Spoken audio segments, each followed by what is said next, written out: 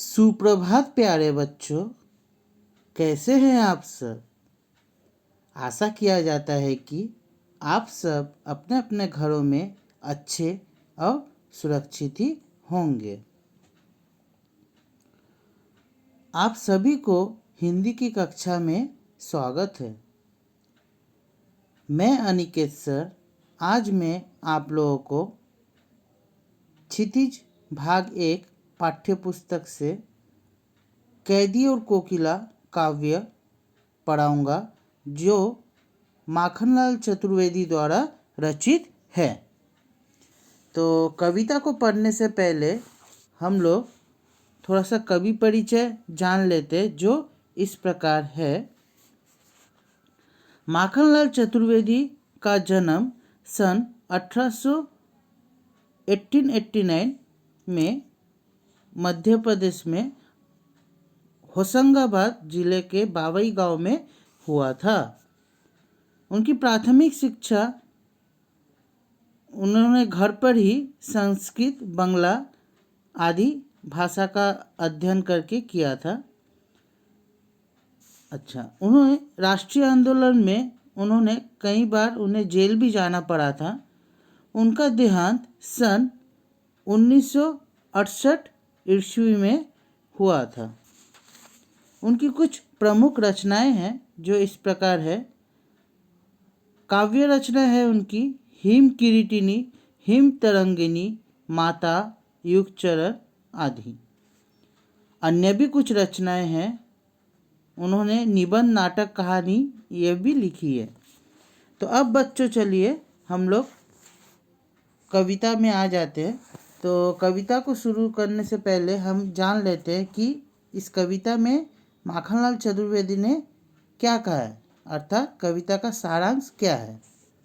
प्रस्तुत कविता जो है कैदी कोकिला में अंग्रेज सरकार द्वारा भारतीयों के शोषण तथा स्वाधीनता सेनानियों के साथ जेल में किए गए अमानवीय व्यवहार तथा यातनाओं का मार्मिक चित्रण यहाँ पर किया गया है। जेल में जो कवि जो है वे काफ़ी उदास और एकाकी जीवन, एकाकी मतलब अकेलेपन से वह जी रहा है। कोयल की मधुर आवाज़ सुनकर कोयल से अपने मन का वो आक्रोश, यहाँ पर कोयल जो है बच्चों कवि के मन की बात को, अर्थात कवि के बात को वह जन जन तक पहुँचाता है। अर्थात वो मैसेंजर का काम कर रहा है, संदेश वाहक का कार्य कर रहा है। कवि तो बाहर जा नहीं पा रहा है, वो तो कैद है ब्रिटिशों के कारावास में।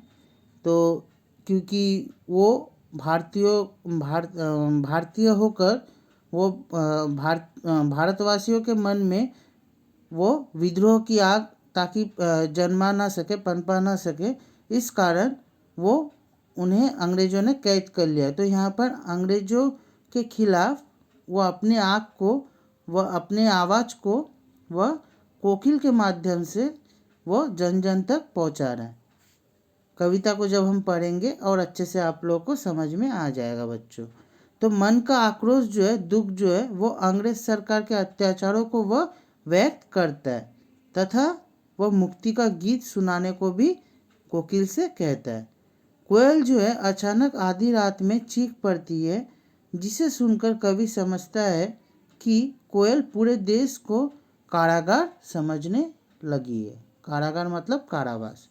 अब बच्चों हम लोग कविता शुरू करते हैं। आप लोग ध्यान दीजिएगा और कहीं कुछ मतलब यहाँ पर आप लोगों को जो वाक्य जो है वो या फिर शब्द जो है वो अच्छे से स्पष्ट किया जा रहा है।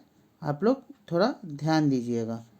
मैं पढ़ाने के बाद आप लोग को शब्दार्थ भी समझा दूंगा। यहाँ पर कवि कह रहे हैं कि क्या गाती हो, कोयल से कह रहे हैं कवि, क्या गाती हो, क्यों रह जाती हो, कोकिल बोलो तो क्या लाती हो, संदेशा किसका है। प्रस्तुत पद्यांश में कवि कह रहे हैं कि कवि जेल में बंद है। जेल में बंद कैदी के रूप में कवि कोयल से पूछ रहे हैं कि कोयल तुम क्या गाती हो, गाते गाते तुम क्यों रुक जाती हो, अपने गीतों के माध्यम से मेरे लिए क्या तुम किसी का संदेशा लाई हो? कोयल, शायद हम कैदियों को देश के बारे में कुछ संदेश देना चाहती हो। आगे कवि कह रहे हैं, कोकिल बोलो तो, ऊंची काली दीवारों के घेरे में, डाकू चोरों बटमारों के डेरे में, जीने की देते नहीं पेट भर खाना, मरने भी देते नहीं तड़प रह जाना। आगे कवि कह रहे हैं, हे कोयल, हमें यहाँ जेल की ऊंची ऊंची दीवारों के बीच कैद करके रखा गया है। हम जैसे स्वाधीनता सेनानियों को भी चोरों लुटेरों के साथ रहने को विवश किया गया है। यहाँ खाने के लिए भरपेट खाना भी नहीं देते हैं। अमानवीय परिस्थितियों में रहते हुए हमें नरकीय अर्थात नरकीय जीवन बिताना पड़ रहा है।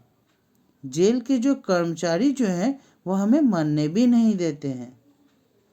आगे कवि कह रहे हैं कि जीवन पर अब दिन रात कड़ा पहरा है, शासन है या तम का प्रभाव गहरा है, हिम कर निराश कर चला रात भी काली, इस समय कालिमा मही जगी क्यों आली। आगे कवि कह रहे हैं कि ऐसे में हम क्या करते हैं, तड़प कर ही रह जाते हैं। ये कर्मचारी जो है हम पर कड़ा पहरा रखते हैं, अर्थात ब्रिटिशों के बारे में बोला गया, ब्रिटिश कर्मचारी। इसे शासन कहे या घोर अन्याय, चारों ओर अंधकार के इस समय में चंद्रमा भी हमें निराश कर चला है। कहीं से भी आशा की किरण नहीं दिखाई देती है। हे सखी, सखी यहाँ पर कोकिल को कहा जा रहा है बच्चों, हे सखी, इस कालिमापूर्ण वातावरण में तू हमें क्यों जगा रही है? क्या तू ऐसे में किसी का संदेशा लाई है? यहाँ पर कवि जो है वो कोकिल से ये बात पूछ रहे कि क्या तू ऐसे में किसी का संदेशा लेकर आई है। ये बच्चों हो गया कविता का पहले पद का भावार्थ। यहाँ पर कुछ शब्द है बच्चों, आप लोग गौर करेंगे। जैसे रह जाती हो अर्थात बोलते बोलते रुक जाना, कोकिल अर्थात कोयल, बटमार अर्थात राह में यात्रियों को जो लोग लूटते हैं, पहरा अर्थात रखवाली जिसके अंतर्गत रखा जाता है, रखवाली जो करता है, तम अर्थात अंधकार, हिमकर अर्थात चंद्रमा, कालिमामयी अर्थात काले रंग वाली, आली मतलब सखी। ये बच्चों हो गया आपका पहले पद की व्याख्या। अब हम लोग दूसरा पद देखते हैं। दूसरे पद में कवि ने क्या कहा है। क्यों हुक पड़ी वेदना बोझ वाली सी, कोकिल बोलो तो, क्या लूटा मृदुल वैभव की रखवाली सी, कोकिल बोलो तो। अर्थात प्रस्तुत पद्यांश में कवि कह रहे हैं, कारागार में बंदी कवि कोयल से वेदनापूर्ण अर्थात काफ़ी दुखी आवाज़ से कह रहे हैं। सुनकर पूछा कि वेदनापूर्ण आवाज़ सुनकर उन्होंने पूछा कि हे कोयल, तुम इस तरह क्यों चीख रही हो? तुम्हारा क्या लूट गया? तुम्हारे कंठ की मधुर आवाज़ सुनकर यही लगता है कि ईश्वर ने तुम्हें ही मधुर वैभव की रखवाली का दायित्व सौंपा है। आगे कवि कह रहे हैं, कोकिल बोलो तो क्या हुई बावली, अर्धरात्रि को चीखी, कोकिल बोलो तो, किस दावानल की ज्वाला है दिखी, कोकिल बोलो तो। आगे कवि कह रहे हैं कि हे कोयल, बताओ तो तुम आधी रात को पागलों की तरह क्यों चीखी? क्या जंगल में फैली आग देख ली जो इस तरह चीख पड़ी? कोयल कुछ बताओ तो सही। ये बच्चों हो गया आपका द्वितीय पद का व्याख्या। तो कुछ शब्दार्थ है बच्चों, आप लोग गौर करेंगे द्वितीय पद से संबंधित, जो थोड़े से कठिन शब्द है। पहला है हुक पड़ी अर्थात चीख पड़ना। दूसरा है वेदना अर्थात पीड़ा।